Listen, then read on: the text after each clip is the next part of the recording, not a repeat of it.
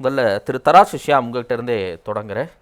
2025 நிறைவு போது இந்த 4 முனை போட்டியில் 4 கட்சிகள் 4 தலைவர்களுடைய செயல்பாட்டில் யார் முன்னணியில் இருக்கிறதா நீங்கள் நினைக்கிறீங்க?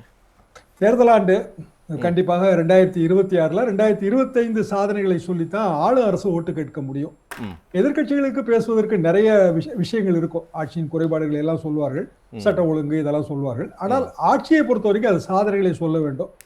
முக்கியமான சாதனை என்னவென்றால் நமது ஒட்டுமொத்தமான வளர்ச்சி. இந்த வளர்ச்சி விகிதாச்சாரம் இந்தியாவிலேயே மிக அதிகம். அது ரிசர்வ் பேங்கோட புள்ளி விவரம், சந்தேகிப்பதற்கு எதுவுமே இல்லை. 11.5 கிட்டத்தட்ட ரியல் டேர்ம்ஸ்ல பார்த்தா அது கிட்டத்தட்ட 18% வருது. அது ஒரு பெரிய சாதனையாகத்தான் கருதப்படும்.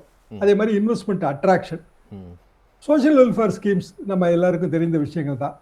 பிரேக்ஃபாஸ்ட் ஸ்கீமை வந்து கவர்மெண்ட் எய்டட் ஸ்கூலுக்கு நம்ம விஸ்தரிச்சிருக்கிறோம். தமிழ் புதல்வன் ஸ்கீமு, இது எல்லாமே ஆட்சியோட சாதனைகளாகத்தான் சொல்லப்படும். ஆனா இதை வந்து அரசியல் அரங்கில் எப்படி பிரதிபலிக்க போகிறது, அதுதான் 2025ல் நம் முன்னாலே இருக்கிற ஒரு கேள்வி.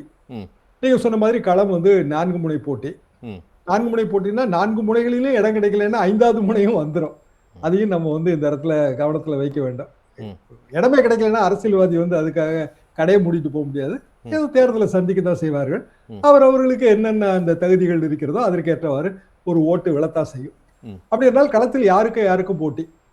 இந்த கேள்விக்கான விடை என்பது என்னை பொறுத்தவரையில எப்போதும் போல திமுகவுக்கும் அதிமுகவுக்குமான போட்டி தான்.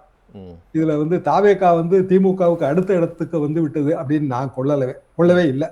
என்ன காரணம்னா, ஒன்று ஒரு கட்சியோட கட்டமைப்பு, இரண்டாவது தேர்தல் நேரத்துல வாக்குப்பதிவை ஒட்டிய நாட்கள்ல அவங்க உண்மையிலேயே என்ன செய்ய முடியும், அவர்கள் முன்னால இருக்கிற வசதி வாய்ப்புகள் என்ன, இதை வைத்து ஒரு மூத்த பத்திரிகையாளனாக என்னோட ஒரு 40-45 ஆண்டு கால அனுபவம், அதை வைத்துதான் நான் இந்த மதிப்பீடு போடுகிறேன்.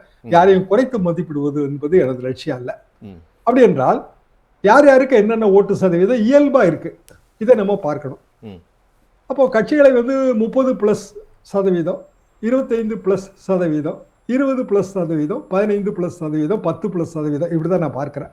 அதாவது அடிப்படை ஓட்டு வங்கி, கோர் ஓட் பேங்க், என்ன வந்தாலும் இதுக்கு தாங்க நாங்க ஓட்டு போடுவோம் அப்படின்னு சொல்ற இடத்துல 3 சின்னம் வந்து களத்துல ஏற்கனவே இருக்கு. விஜய் கட்சிக்கான சின்னம் நமக்கு தெரியாது. சின்னத்தை வைத்துதான் எப்படி பார்த்தாலும் கிராமப்புறங்கள்ல ஓட்டு. அப்போ உதயசூரியனுக்கு ஒரு ஓட்டு இருக்கு, ரெட்டேலைக்கு ஒரு ஓட்டு இருக்கு, நாம் தமிழருக்கான ஒரு ஓட்டு இருக்கு. அந்த ஓட்டு விவசாயி சின்னத்திலிருந்து அப்படி மாறி இப்போவும் அது விவசாய சின்னம் தான் சொல்லப்படுகிறது. ஆனா விஜய் கட்சிக்கான சின்னம் இனிமேல் தான் முடிவு செய்ய முடியும். இது ஒரு டிராபேக் அந்த கட்சிக்கு. விஜய் கட்சிக்கான அட்வான்டேஜ் விஜய்ங்கிற அந்த நாடறிந்த முகம், அது வந்து அட்வான்டேஜ், அதை வந்து மறுப்பதற்கு இல்லை. ஆனால் திராவிட கட்சிகள் 2 பேருக்குமே வந்து அடிப்படை கட்டுமானம் ரொம்ப வலுவானது. நான் இப்போ கிராமப்புறங்களுக்கெல்லாம் இப்போ ஒரு பெரிய லாங் டூர் ஒன்று போயிட்டு வந்தேன். அதுல பார்க்கும்போது பழையபடி அதே நிலைமை தான் இருக்கு. கிராமப்புறங்கள்ல திமுக அதிமுக ஒரு ஜாதின்னு எடுத்துக்கிட்டா ஒரு கிராமத்துல ஒரு 3 இல்லைன்னா 4 ஜாதி இருக்குங்க. அந்த 4 ஜாதிகளிலும் இந்த பிரமுகர்கள் தான் இருக்காங்க. அவங்க தான் வந்து கிராமத்துல நல்லது கிட்டது செய்யறாங்க. ஒரு பிரச்சனைனா அவங்கள தான் போய் அணுக முடியுது. விஜய் கட்சிக்கு அந்த அட்வான்டேஜ் இல்ல. யங்ஸ்டர்ஸ் இருக்காங்க, ஆனா அவங்க கிட்ட நம்ம ஒரு பிரச்சனையை சொல்லி அவர்களால் அந்த உரிய அதிகாரிகள்கிட்ட எடுத்துட்டு போக முடியல. அது வந்து ஒரு பெரிய மைனஸ் பாயிண்டா தான் நான் பார்க்கிறேன். சரி, பிஜேபி கூட அந்த பிளஸ் பாயிண்ட் இருக்குங்க. கிராம பகுதிகளில் நான் பார்க்க பிஜேபி கொடிகள் நிறைய பறந்துட்டு இருக்கு. உள் கிராமங்களை நான் சொல்றேன், அதாவது மருங்கப்பள்ளம் அந்த மாதிரியான ரொம்ப உள் கிராமம் சொல்றேன். அங்க வந்து பிஜேபி கொடி இருப்பதை பார்க்கிறேன். பிஜேபி பிரமுகர்கள் இருக்காங்க. திமுக அதிமுக இருந்து வந்தவர்களே கூட பிஜேபியில் இருக்காங்க. அவங்களால அதிகாரிகள்கிட்ட போய் சொல்ல முடியுது. காரணம் மத்திய அரசு மோடி படம் போட்ட விசிட்டிங் கார்டு வச்சிருக்காங்க, ஒரு மரியாதை இருக்கு. இந்த இடத்துல விஜய் கட்சிங்கிறது கொஞ்சம் பின்தங்கி தான் இருக்கு. தாவேகா பின்தங்கி தான் இருக்கு. இது வந்து களத்துல தேர்தலில் வந்து வாக்குப்பதிவுல ரொம்ப பிரதிபலிக்கும் என்பது என் கருத்து. அப்படின்னா விஜய் கட்சிக்கான ஓட்டு வங்கின்னு நான் மனதில் வைத்திருப்பது, இது என்னோட சொந்த கணக்கு தான், நான் மனதில் வைத்திருப்பது அந்த 10 to 15 ரேஞ்ச் தான். 10+ வந்தா அது ஒரு பெரிய வெற்றியாகவே நான் பார்ப்பேன். சில தொகுதிகளில் வெற்றி கிடைத்தாலே அதுவும் ரொம்ப பெரிய வெற்றியாக நான் பார்ப்பேன். இதை தாண்டி வந்து விஜய் அல்லது தாவேகாவுக்கான வாய்ப்பு பெரிதாக தெரியல. சரி, சீமானுக்கான வாய்ப்பு அந்த பழைய லெவல்ல தான் இருக்கு. அப்போ மீண்டும் வந்து அதிமுக திமுக தான்.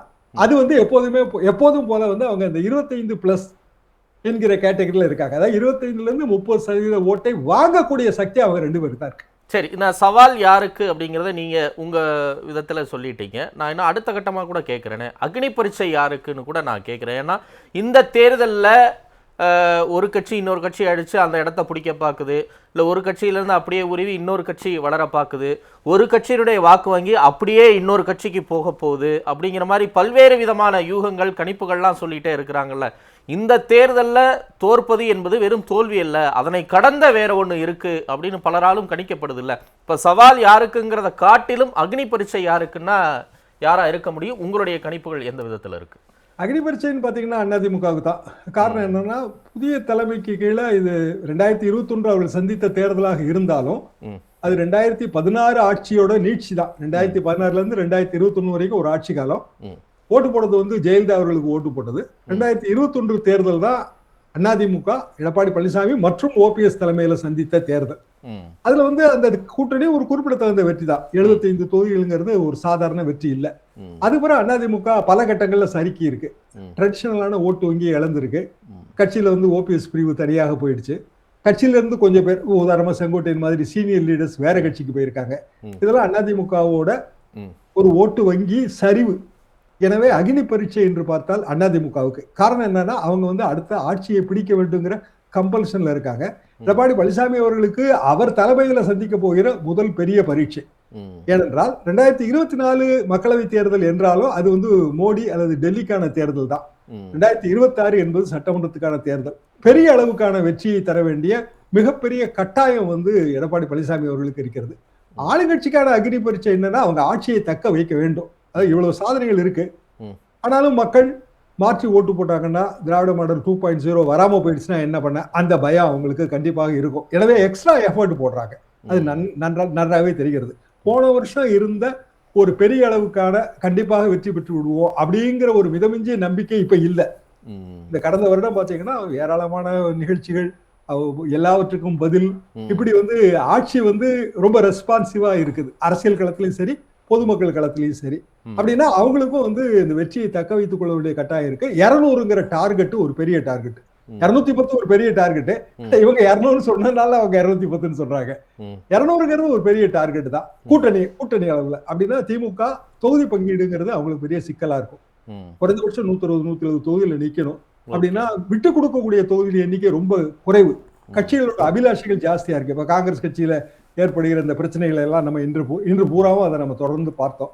அவர்களை எப்படி திருப்திப்படுத்த போகிறார்கள்? 2026 தேர்தல் கூட்டணி, திமுக கூட்டணியிலிருந்து சில கட்சிகள், குறிப்பாக காங்கிரஸ் போன்ற கட்சி விலகக்கூடிய சூழல் இருக்கா? இதெல்லாம் நம்ம அடுத்தடுத்து பார்க்க வேண்டிய விஷயம்.